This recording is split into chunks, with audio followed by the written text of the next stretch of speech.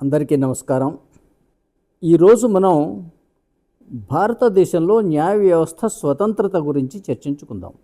Supreme court advocates on record వారు supreme court ముందు ఒక ప్రజా ప్రయోజన వ్యాజ్యం వేశారు. ఏమని అంటే, అయ్యా తమరికి ఇంకా ఎక్కువ స్వతంత్రత కావాలి, మీ నియామకాలు, మీ బదిలీలు వగైరా విషయాలు ప్రభుత్వం చేతిలో ఉంటే అవి మీ స్వతంత్రతకు భంగం, కాబట్టి వాటిని మీరు రద్దు చేయాలి, మీరు స్వతంత్రంగా ఉండాలి అని ఒక వ్యాజ్యం వేశారు. అందుకు గౌరవ సుప్రీంకోర్టు వారు, అవును చాలా చక్కటి విషయం చెప్పారు, మీరు న్యాయ వ్యవస్థకు స్వతంత్రత కావాలి అని అంగీకరించి కొలీజియం అనే ఒక సిస్టమ్ పెట్టారు. వాస్తవానికి రాజ్యాంగం కింద ఆర్టికల్ 124(2) క్లాస్ 2 కింద సుప్రీంకోర్టు, హైకోర్టు న్యాయమూర్తులను భారత రాష్ట్రపతి నియమిస్తాడు. ఆయన నియమిస్తాడు, కానీ తొలగించే అధికారం ఆయనకి స్వతంత్రంగా లేదు. మీకు తెలుసు, మంత్రులని, గవర్నర్లను, అట్లాగే అడ్వకేట్ జనరల్ను ఆయన ఇష్టాపూర్తిని తొలగించే అధికారం ఆయనకి ఆర్టికల్ 75 కింద, అలాగే గవర్నర్లను తొలగించే హక్కు ఆర్టికల్ 156 క్రింద.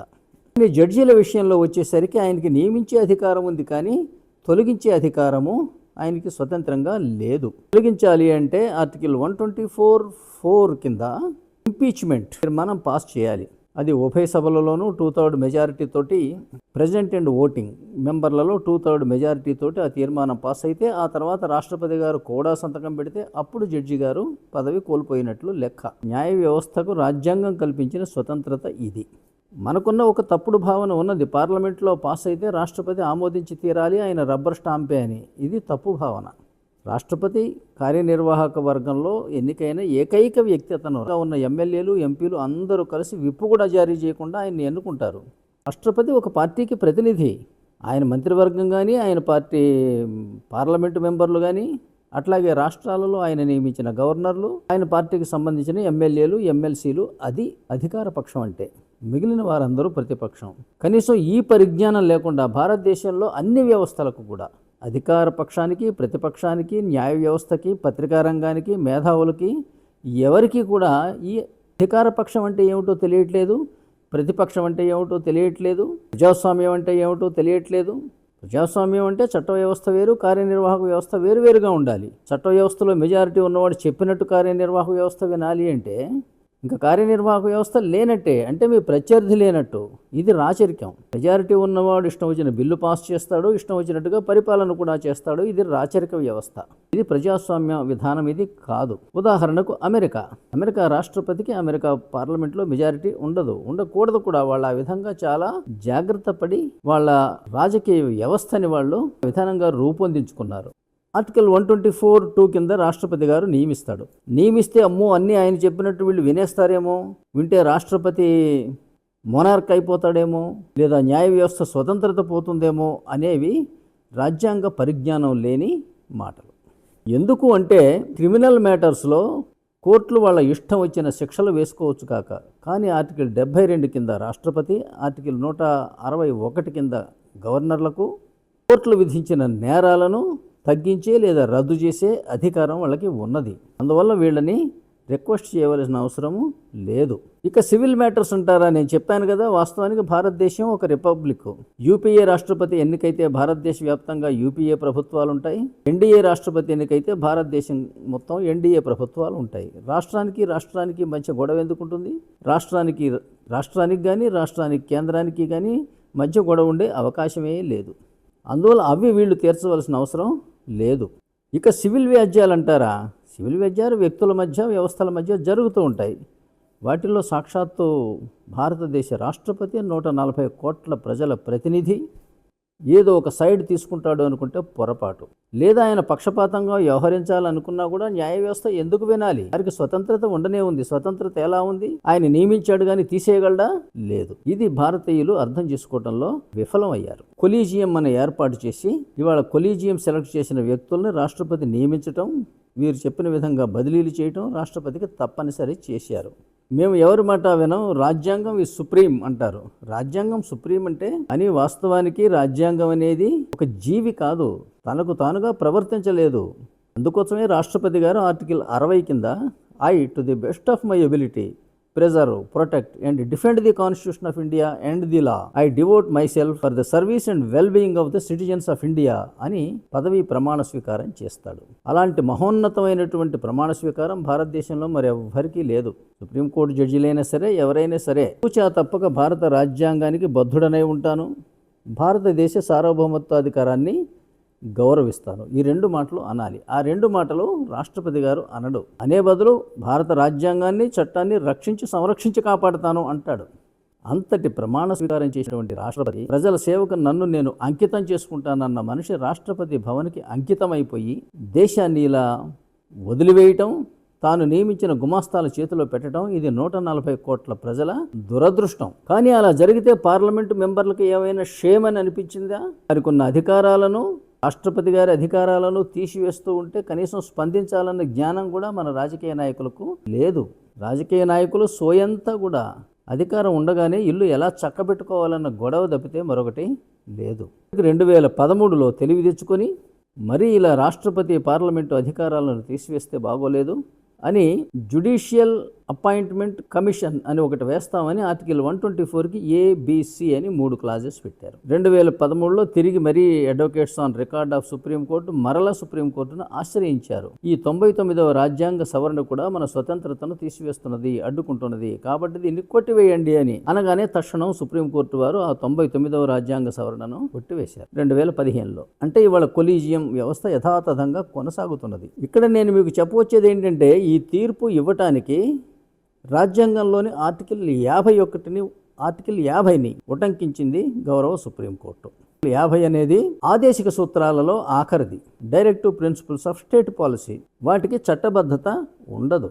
అవల్ల ప్రభుత్వం చట్టాలు చేసేటప్పుడు దృష్టిలో పెట్టుకోవలసినటువంటి ఆశయాలు, అవి సలహాపూర్వకమైనవి. అటువంటిది దానిని అందులో కూడా ఏముంటుంది, న్యాయ వ్యవస్థను ఇతర ప్రభుత్వోద్యోగుల నుంచి వేరుగా చూడండి అని ఉంటుంది. అది ఒక సలహా.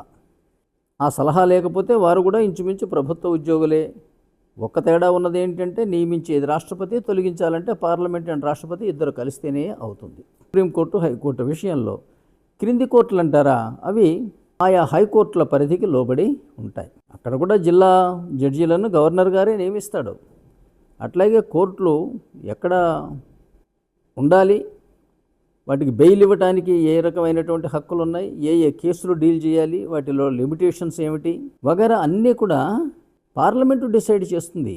అంటే అర్థం, న్యాయ వ్యవస్థ వ్యవహారాలు సర్వస్వం పార్లమెంటు మరియు రాష్ట్రపతికి లోబడి ఉంటాయి. వారిని అభిశంసన కూడా ఎందుకు చేస్తారో తెలుసండి. ఆర్టికల్ 124 క్లాస్ 4 కింద దుష్ప్రవర్తన మరియు అసమర్థత, ఇవి చాలా గొప్ప విషయాలు కాదు. మనం ఏ ఎంప్లాయీనైనా తీసివేసే కారణాలు దుష్ప్రవర్తన, అసమర్థతే. అందువల్ల రాజ్యాంగం ఇంతకంటే ఎక్కువ స్వతంత్రత కల్పించింది అని భావించడం మాత్రం పొరపాటు. పైగా దుష్ప్రవర్తన అనేది, అసమర్థత అనేది నిర్వచించబడిన అంశాలు కాదు. అందువల్ల పూర్తిగా పార్లమెంటు మరియు రాష్ట్రపతి యొక్క ఆలోచన విధానం మీద ఆధారపడి ఉంటుంది. అయితే ఇద్దరూ కలిసి తీసివేస్తారా అంటే బహు అరుదు. పార్లమెంట్లో మెజారిటీ ఒక పార్టీకి ఉంటే రాష్ట్రపతి మరొక పార్టీకి సంబంధించిన వాడు అవ్వచ్చు. అందువల్ల పార్లమెంట్లో పాస్ చేసినంత మాత్రాన అభిశంసన జరగదు, రాష్ట్రపతి తలుచుకున్నంత మాత్రాన పార్లమెంట్లో బిల్లు పాసు అవ్వదు. ఇది చాలా చక్కటి స్వతంత్రత అంబేద్కర్ మహాశయుడు న్యాయ వ్యవస్థకు కల్పించినటువంటిది. కానీ దీనిని అర్థం చేసుకోకుండా, స్వతంత్రత కాకుండా పార్లమెంటు మీద, ప్రెసిడెంట్ మీద అధికారాన్ని కోరుకుంటున్నారు ఇవాళ.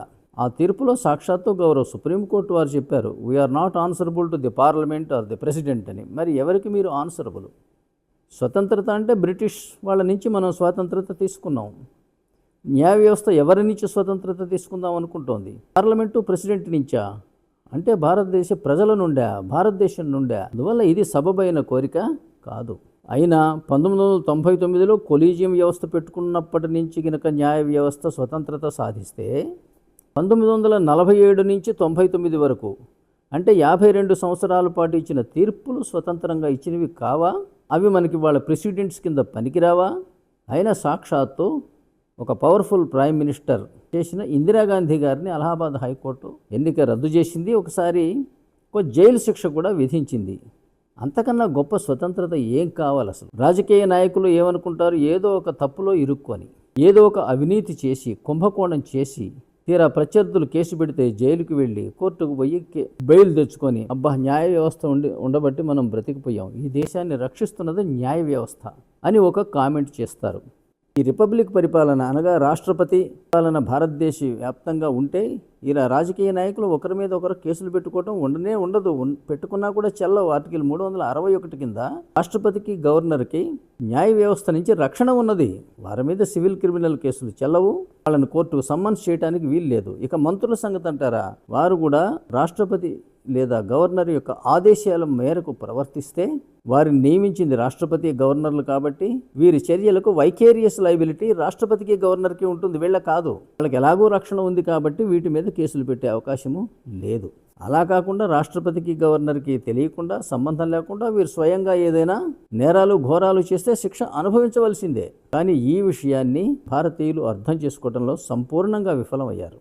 మెజారిటీ ఉన్నవాడు అధికారంలోకి రావటం, మెజారిటీ కోసం ఓట్లని సీట్లను కొనుక్కోవటం, మెజారిటీ రాగానే ప్రభుత్వ వనరులన్నీ అస్మదీయులకు కట్టబెట్టడం, ప్రతిపక్షాలను శిక్షించటం, అవమానించటం, ఇవన్నీ కూడా జరుగుతున్నాయి. ఇది పాకిస్తాన్ స్టైలు. ఇది పాకిస్తాన్ రాజ్యాంగం ఆర్టికల్ 91 మరియు 130లో ఉన్నాయి. మెజారిటీ ఉన్నవాడు అసెంబ్లీలో మెజారిటీ ఉన్నవాడు ముఖ్యమంత్రి అవ్వటం, పార్లమెంట్లో మెజారిటీ ఉన్నవాడు ప్రధానమంత్రి అవ్వటం పాకిస్తాన్ రాజ్యాంగంలో ఉంది తప్పితే భారత రాజ్యాంగంలో లేవు.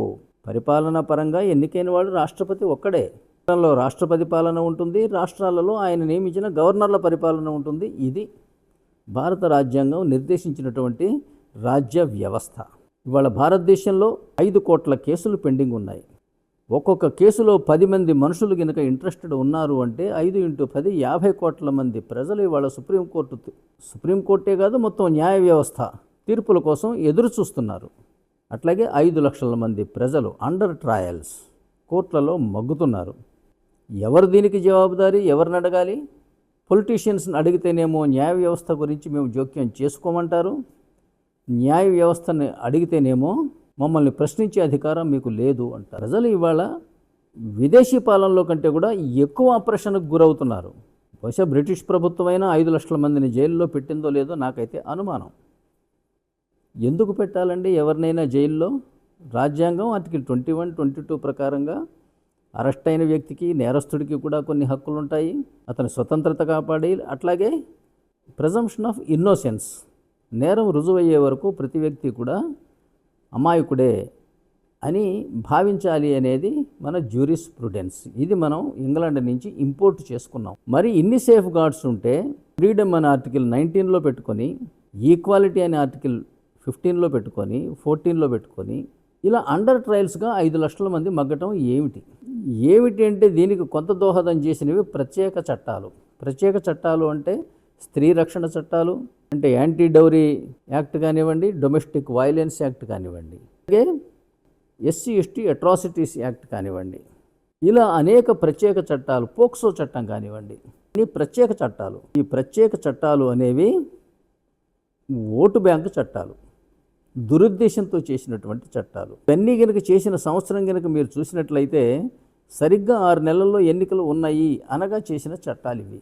ఆడవాళ్ళకు ఓట్ల కోసం ఆడవాళ్ళ రక్షక చట్టాలు పెట్టారు. SC/ST బీసీల ఓట్ల కోసం 1951లో మొట్టమొదటి సవరణ చేసి కులాల పేరుతో రిజర్వేషన్స్ పెట్టారు. 1991 ఎన్నికలను దృష్టిలో పెట్టుకొని 1990లో అట్రాసిటీస్ యాక్ట్ పెట్టారు. ఇలాగే ప్రతి చట్టం కూడా, ప్రతి ప్రత్యేక చట్టం కూడా ఎన్నికలను దృష్టిలో పెట్టుకొని చేసిన చట్టాలు ఇవి. దుర్మార్గమైన చట్టాలు. తీరా కోర్టుకు పోతే డొమెస్టిక్ వైలెన్స్ కేసెస్లో Arnesh Kumar versus state of Bihar అనే కేసులో ఆడవాళ్ళ రక్షక చట్టాలు భర్త కుటుంబాలను వేధించడానికి ఉపయోగిస్తున్నారు. అమెరికాలో ఉన్న ఆడపడుచుని అరెస్ట్ చేయిస్తున్నారు. హాస్పిటల్లో బెడ్ మీద ఉన్నటువంటి తాతగారిని కూడా అరెస్ట్ చేయిస్తున్నారు. ఇది సుప్రీంకోర్టు వారు గమనించి 7 సంవత్సరాల కన్నా మించిన శిక్ష ఉన్న కేసెస్లో తప్పితే అంతకుముందు వాటిని అంతకన్నా తక్కువ శిక్ష ఉన్న కేసులలో అరెస్టు చేయవలసిన అవసరం లేదు అని తీర్పు చెప్పారు 2018లో. అట్లాగే SC/ST అట్రాసిటీస్ యాక్ట్ కింద ప్రాథమిక సాక్ష్యాధారాలు లేకపోతే అరెస్టు చేయవలసిన అవసరం లేదు అని చెప్పారు. సుభాష్ కాశీనాథ్ అనే కేసులో, అటువంటి కేసెస్లో మేము బెయిల్ ఇచ్చే అధికారం కోర్టులకు ఉంటుంది అని కూడా చెప్పారు. కాకపోతే ఏమైందో చూడండి, మీకు IPC కింద కానివ్వండి, ఇప్పుడు BNS కింద కానివ్వండి, cognisable offences, non cognisable offences ఉన్నాయి. కాగ్నిజబుల్ అఫెన్సెస్లో కోర్టు నుంచి వారెంట్ లేకుండానే అరెస్ట్ చేసే అధికారం పోలీస్ అధికారికి ఉంటుంది. మరి ఇప్పుడు చట్టంలో ఉన్నటువంటి ఈ ప్రొవిజన్ ఏమైపోయినట్టు? సుప్రీంకోర్టు ఒక్కసారిగా చెప్పేసినట్లు అయింది కదా అంటే కాగ్నిజబుల్, నాన్ కాగ్నిజబుల్ అన్న డిస్టింక్షన్ లేనే లేదు. అబోవ్ 7 years ఉంటే అరెస్ట్ చేయొచ్చు, బిలో 7 years ఉంటే ఫస్ట్ నోటీసులు ఇచ్చి ఇన్ఫర్మేషన్ కలెక్ట్ చేయాలి సెక్షన్ 41A కింద. ఎవరి మీద నా నేరారోపణ జరిగింది అనుకోండి, ఎందుకట 3 నెలలు 6 నెలలు ఏడాది పాటు జైల్లో ఉంచటం ఎందుకు ఉంచుతారు అంటే, మీకు అరెస్ట్ చేయాలి అంటే 3 కండిషన్స్ ఉంటాయి ముఖ్యంగా. వదిలిపెడితే మళ్ళీ నేరం చేస్తాడు, వదిలిపెడితే సాక్ష్యాలు తారుమారు చేస్తాడు, వదిలిపెడితే దొరకకుండా పారిపోతాడు. ఈ 3 కండిషన్స్ ఉన్నప్పుడు బెయిలు రాదు, అప్పుడే అరెస్ట్ కూడా చేస్తారు. కానీ నేరస్తుడు పలానా వాడని తెలిసిన తర్వాత, అతని రెసిడెన్స్ తెలిసిన తర్వాత, అతని తల్లిదండ్రులు ఎవరు, కుటుంబం ఎవరో తెలిసిన తరువాత అతను సాక్ష్యాలు తారుమారు చేయకుండా ఆపలేరా? అదే నేరం తిరిగి మళ్ళీ చేయకుండా ఆపలేరా? కనపడకుండా పారిపోకుండా ఆపలేరా? ఇక పోలీసు వ్యవస్థ ఉన్నది ఎందుకు? తెలియని నేరస్తులనే వెతికి పట్టుకునేవాళ్ళు తెలిసిన నేరస్తుడు మరొకసారి తప్పు చేయకుండా ఆపలేరా? పైగా వీళ్ళు పెద్ద రాజకీయ నాయకుల కుటుంబాలకు సంబంధించిన వాళ్ళు. ఎలా పారిపోతారు, ఎక్కడ పారిపోతారు? వారిపై నిఘా పెట్టలేరా మీరు? కానీ ఇలాంటి చట్టాలన్నీ ఎందుకు వచ్చినాయి అంటే, ఎన్నికలు 6 నెలలు ఉన్నాయి అనగా, లేదా ఎన్నికల సంవత్సరంలో ఆయా ప్రజలను ఆకట్టుకోవటానికి పెట్టినవి ఈ ప్రత్యేక చట్టాలు. అంటే రాజ్యాంగాన్ని, చట్టాన్ని ఈ విధంగా దుర్వినియోగం చేసినాయి ప్రభుత్వాలు. ఉదాహరణకు 170 యాక్ట్ అనుకోండి, 1971లో ఎన్నికల కోసం, ఇది 1970లో పెట్టారు. ట్రైబల్ ఏరియా చట్టం. ఈ ప్రత్యేక చట్టాలు అన్నీ కూడా అవే బాపతు. సరే, మనం న్యాయ వ్యవస్థ స్వతంత్రత విషయానికి వస్తే, వారు స్వతంత్రంగా ఉండాలి. దేని నుంచి ఉండాలి అంటే ఫియర్ ఆర్ ఫేవర్, భయము వద్దు, పక్షపాతము వద్దు. అట్లాగే ప్రలోభాల నుంచి కూడా వాళ్ళు స్వతంత్రంగా ఉండాలి, రాగద్వేషాలకు అతీతంగా ఉండాలి. అది స్వతంత్రత అంటే. అంతేగాని పార్లమెంటుకి, రాష్ట్రపతికి మేము సమాధానం కాదంటే మరి ఎవరికి ఆన్సరబుల్? ఈ ఆలస్యాలకు కానీ, ఈ జరిగే తప్పులకు కానీ రాజ్యాంగం ఆర్టికల్ 124 నుంచి 146 వరకు పెట్టినటువంటి నిబంధనలు ఏవైతే ఉన్నాయో అవన్నీ కూడా తోసిరాజని ఇవాళ న్యాయస్థానాలు స్వతంత్రంగా ప్రవర్తిస్తూ ఉన్నాయి. వాళ్ళు ఆర్టికల్ 124ని విస్మరించే అధికారం వారికి ఉంది అని కనుక మనం భావిస్తే, రాజ్యాంగంలోని అన్ని అధికరణాలను కూడా వాళ్ళు విస్మరించే అధికారం ఉంది అని మనం అంగీకరించినట్లే లెక్క. భారత రాజ్యాంగం ప్రపంచంలో అత్యంత పెద్ద లిఖిత రాజ్యాంగం మాత్రమే కాదు, అత్యుత్తమమైనటువంటి రాజ్యాంగం కూడా. అందులో లేనిది ఏదీ లేదు. న్యాయ వ్యవస్థకు అద్భుతమైనటువంటి స్వయం ప్రతిపత్తి కల్పించింది. దానిని అర్థం చేసుకోకుండా, ఎవరి పట్ల జవాబుదారీతనం లేకుండా ఇవాళ న్యాయ వ్యవస్థ ఉండటానికి ఈ తీర్పులు దోహదపడినాయి. ఇది భారతదేశానికి చాలా ప్రమాదకారి. విదేశీయులు కూడా వచ్చి ఇక్కడ భారతదేశానికి వ్యతిరేకంగా కేసులు వేసి తీర్పులు సాధించుకోగలిగినటువంటి వ్యవస్థకి ఇది దారితీస్తుంది. కనుక తప్పనిసరిగా న్యాయ వ్యవస్థ అనేది పార్లమెంటుకి, రాష్ట్రపతికి అనగా ఈ దేశ ప్రజలకు జవాబుదారీగా ఉండవలసిన అవసరం ఉంది అనేది నా భావన. Thank you for watching this video. దయచేసి నా ఛానల్ని సబ్స్క్రైబ్ చేయండి, ఈ వీడియోని షేర్ చేయండి, మీ యొక్క అభిప్రాయాలను కామెంట్స్ రూపంలో తెలియజేయండి. మీ విలువైన కామెంట్స్కి నేను సమాధానం ఇచ్చే ప్రయత్నం కూడా చేస్తాను. Thank you.